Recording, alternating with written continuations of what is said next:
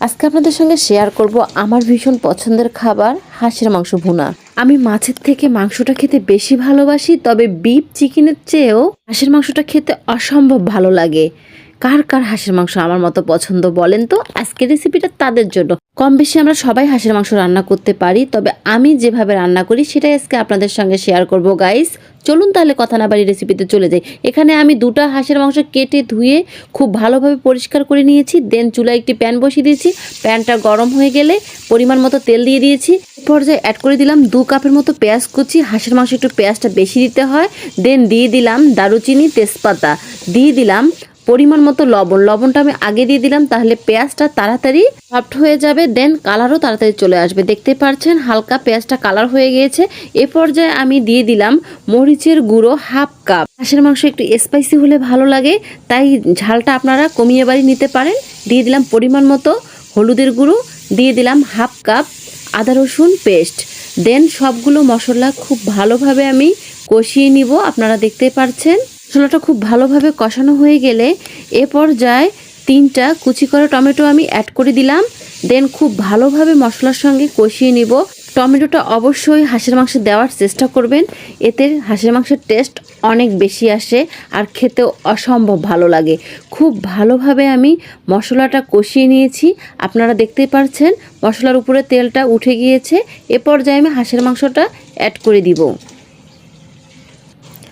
দেন এ পর্যায়ে সময় নিয়ে মশলার সঙ্গে খুব ভালোভাবে হাঁসের মাংসটা আমি কষিয়ে নিব। আপনারা দেখতে পাচ্ছেন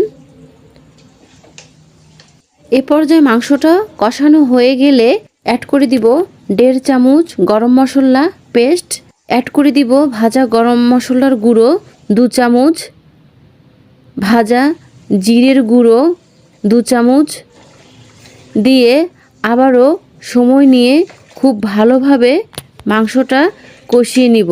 কথায় আছে মাংস যত বেশি কষানো হয় মাংসের স্বাদ তত বেশি বৃদ্ধি হয়। অবশ্যই সময় নিয়ে খুব ভালোভাবে কষিয়ে নিতে হবে। দেখতেই পাচ্ছেন আমার মাংসটা কষাতে কষাতে অনেকটাই পানি ছেড়ে দিয়েছে। এ পর্যায়ে আমার কষানো হয়ে গেলে ঢাকনা দিয়ে দিব। ফিরে আসছি প্রায় 40 মিনিট পর।